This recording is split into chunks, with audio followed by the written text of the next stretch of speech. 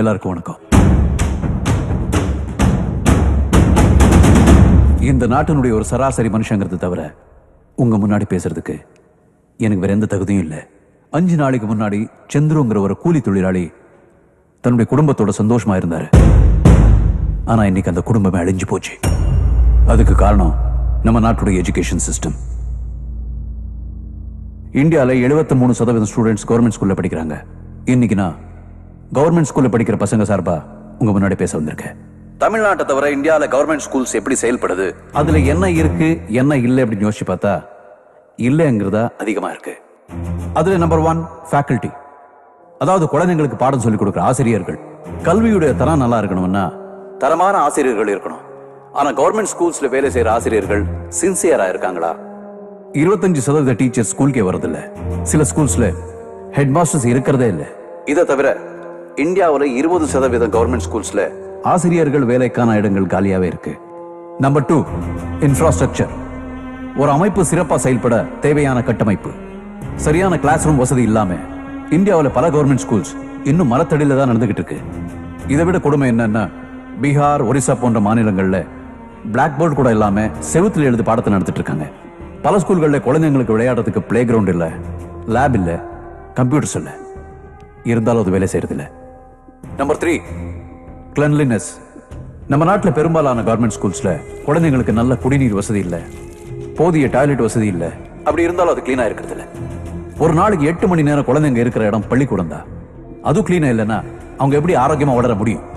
Number 4 motivation, உற்சாகப்படுத்துதல். உன்னால முடியும் அப்படின்னு ஊக்கப்படுத்தினதானே சரியா படிக்காத குழந்தை கூட நல்லா படிக்கணும்னு முயற்சி பண்ணும். ஆனா அப்படி செய்ய பெரும்பாலான டீச்சர்ஸ்க்கு அக்கறையும் இல்லை, பொறுமையும் இல்லை. நம்ம நாட்டில் ரைட் டு எஜுகேஷன் சட்டத்தின்படி 8th ஸ்டாண்டர்ட் வரைக்கும் கல்வி இலவசம் தான். ஆனா குவாலிட்டி பெரிய கொஸ்டின் மார்க். இது வரைக்கும் எந்த அரசியல்வாதியாவது தன்னுடைய பசங்களை கவர்மெண்ட் ஸ்கூல்ல படிக்க வச்சிருக்காங்களா? இல்ல. ஏன்னா அந்த ஸ்டாண்டர்ட் அவங்களுக்கே தெரியும். இதை விட கொடுமை என்னன்னா, கவர்மெண்ட் ஸ்கூல்ல பாடம் சொல்லிக் கொடுக்குற டீச்சர்ஸே அவங்களுடைய பசங்களை பிரைவேட் ஸ்கூல்ல தான் படிக்க வைக்கிறாங்க. இப்படி இருந்தா எந்த நம்பிக்கையில நடுத்தர மக்களுக்கு அவங்களுடைய குழந்தைங்களை கவர்மெண்ட் ஸ்கூல்ல படிக்க வைக்கிறதுக்கு மனசு வரும்? அதனாலதான் பிரைவேட் ஸ்கூல்ல படிக்க வைக்கணும்னு ஆசைப்படுறாங்க.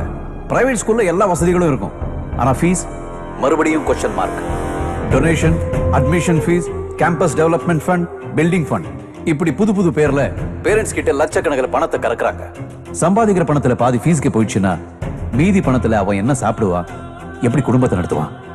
பிரைவேட் ஸ்கூல்ல படிக்க வைக்கிறதுக்கு வசதியும் இல்லாம கவர்மெண்ட் ஸ்கூல்ல படிக்க வைக்கிறதுக்கு மனசும் இல்லாம எத்தனையோ தாய் தகப்பன் ஒவ்வொரு நிமிஷமும் செத்து செத்து பிழைக்கிறான். இந்த பிரச்சனைக்கு ஆஸ் எ காமன் மேனா நான் சொல்லிக்க விரும்புற தீர்வு, இந்தியாவில் இருக்கிற எல்லா பிரைவேட் ஸ்கூல்ஸையும் நேஷனலைஸ் ஆக்கணும்.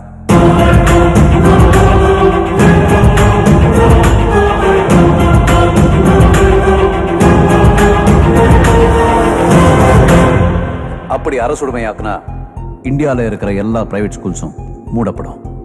ஆனா பிரைவேட் ஸ்கூல்ஸ் முதலாளிங்க எந்த காரணத்தை கொண்டு பாதிக்கப்படக்கூடாது.